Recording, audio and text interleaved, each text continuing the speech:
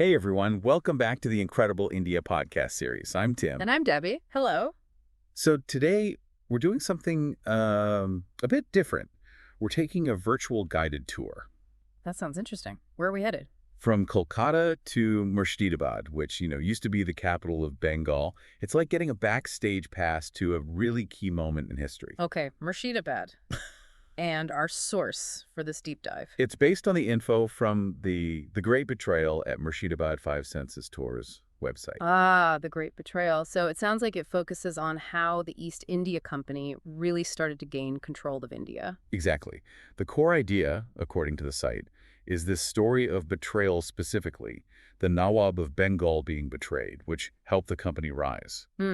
So we'll be looking at the historical spots in Murshidabad. Yeah, trying to piece together that narrative, see how the power shifted. The whole idea is sort of reliving history by visiting the actual places. It's a great way to connect, isn't it? Actually seeing where things happened. So where does this whole story really kick off? Well, if you're talking about the East India Company taking over, you really have to start with the Battle of Plassey. Right. 1757. That's the date everyone remembers. It's seen as the turning point. It's how this trading company started acting like a ruler. Yeah, Plassey wasn't just another battle, was it? It fundamentally changed the game for the company in India. Yeah. What made it so decisive, though? Well, this is where it gets really interesting and kind of murky. The website makes it clear it wasn't just a straightforward military win. Okay. You had Siraj-ud-daula, the Nawab of Bengal, the guy in charge. Right. And then the East India Company, with Robert Clive leading the charge, famously. Clive. Always a complicated figure. But his military skill wasn't the whole story at Plassey, was it? The website hints at more. Definitely. It really highlights the, let's say, underhanded side of things, specifically bribing Mir Jaffar. Ah, Mir Jaffar. He was one of the Nawab's own commanders, wasn't he? With his own ambitions. Precisely. He wanted the throne, and Clive basically offered it to him on a platter. So Clive promised him the Nawabship. In exchange for what? Standing down? Pretty much. By getting Mir Jaffar on side, a huge part of the Nawab's army just didn't fight. They stood aside. That's how the company won so easily. Wow. So less a battle, more a fix, really? Yeah. A political deal sealed with betrayal. That's the picture the website paints, and that leads us straight to one of the key sites on this tour, Mir Jaffar's house. Or the gate, anyway. The Nimak Haram Diori. Nimak Haram Diori. Gate of the Traitor. The name itself tells a story. It really does. The website says it's the main gate to his palace, Jaffargunj. But it's become this symbol, hasn't it? Absolutely. They call it a memorial of the darkest hour in the history of Bengal. Strong words. Very strong. It frames his actions as the moment that really opened the door for British colonization, not just in Bengal, but across India eventually. It wasn't just about one ruler replacing another. It shows how internal conflicts can make a place vulnerable, doesn't it? Okay. So, after that heavy symbolism, where does the tour take us? To the house of Jagat Seth. Jagat Seth. Now, he wasn't a military figure, was he? He was a banker. Exactly. The website describes him as the most famous, most powerful moneylender in Bengal back then, hugely influential financially. And presumably that financial clout translated into political influence. You bet. The website says he was also in on the conspiracy with Mir Jaffar against Siraj-ud-daula.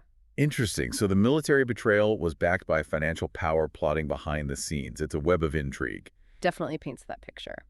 Okay, moving on, the tour also includes the Katra Mosque. This gives us a look at Murshidabad before all that upheaval. Right, built earlier, 1723-24, by Nawab Murshid Quali Khan. He was the one who actually founded Murshidabad as the capital, wasn't he? That's him. And the mosque wasn't just a place of worship, it was a major center for Islamic learning, too. And there's that detail about where he's buried. Yeah, under the main entrance steps. Quite unusual. It makes you wonder why. Humility. Or maybe wanting to be constantly connected to the people coming to learn and pray. Adds a layer to his story. It does. Then there's the Imambara. Now, the website clarifies something here, right? The one standing today isn't the original. Correct.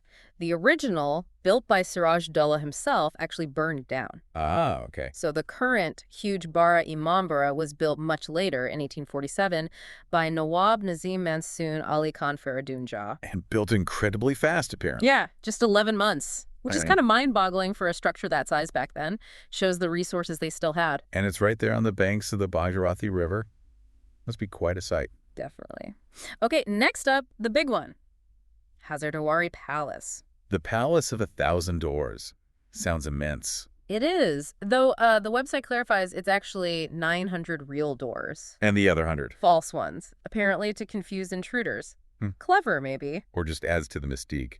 What about the style? It's not purely Indian, is it? No, the website points out it's this interesting mix, Italian and Greek architectural styles. Really shows how Murshidabad was this, cosmopolitan place connected to the world. A blend of cultures.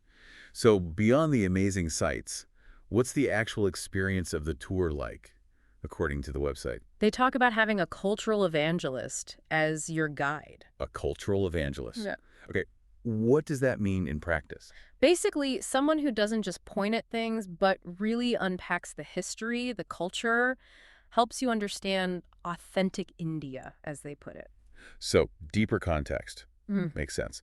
And they offer private tours. Yeah, so you can go at your own pace, ask all the questions you want, more personalized. And importantly, they mention supporting the local community. Yes, by training and hiring local guides, which is, a really good approach to tourism, benefits the place you're visiting. That's great to hear. Now, you mentioned reviews on the site, TripAdvisor ones. What are people saying? What stands out? Overwhelmingly positive, it seems. A lot of praise for the guides, actually. Specific names pop up, like Bertadi Saha and Riyasat Hussain. What do people like about them? Knowledgeable, engaging, bringing the history alive. Someone actually said Murshidabad came alive with images of people with untold stories because of their guide. Wow, that's exactly what you want from a historical tour, isn't it? Totally. And people liked the range of places they saw, not just the big palace, but also the Plassey battlefield itself, the Katra Mosque, these Kathgola Gardens, Kirschba, where Siraj-ud-daula is buried. So a really comprehensive look. Any unique experiences mentioned? Yeah, things like riding in electric tuk-tuks, crossing the Ganges by boat, those little memorable moments. Adds to the flavor of the trip. And practical stuff. Logistics. Seems well handled. People appreciated the smooth organization, the car, the hotel booking, everything taken care of. Makes it easier to just soak in the history. And that comment about it being an eye-opener on the British Raj. Yeah, that really stuck out. It shows the tour connects the specific events in Murshidabad to that bigger historical picture, the start of British rule. It hammers home the significance of what happened there. So if someone's listening and thinking, okay, I want to do this, what are the practicals? Right. So it's structured as a 2-day, 1-night trip starting from Kolkata. The package usually includes your private car, the guide, all the site entrance fees, and 1-night stay with breakfast. The price can vary a bit depending on how many people are going. And the itinerary. What do you cover each day? Day 1 is really focused on Plassey and the immediate aftermath. So the battlefield area, Mir Jaffar's house, Jagat Seth's place, Siraj-ud-daula's tomb at Koshba. Setting the scene for the betrayal and its consequences. Exactly. Then day 2 is more about Murshidabad town itself, the Katra Mosque, the Imambara Hazardwari Palace before heading back to Kolkata.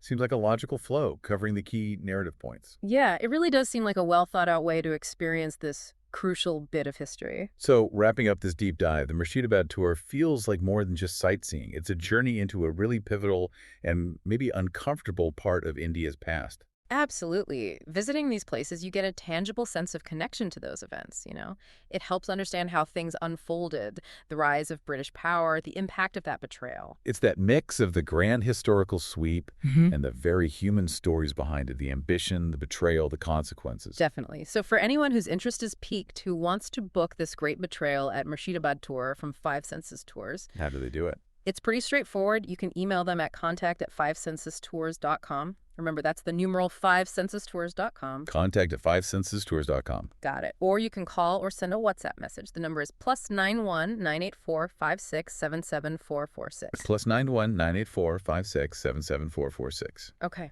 It really leaves you thinking, doesn't it? How one moment, one act of betrayal can set in motion events that change the fate of, an entire subcontinent. It does. It makes you reflect on power, loyalty, and how history echoes, even today. Lots to mull over.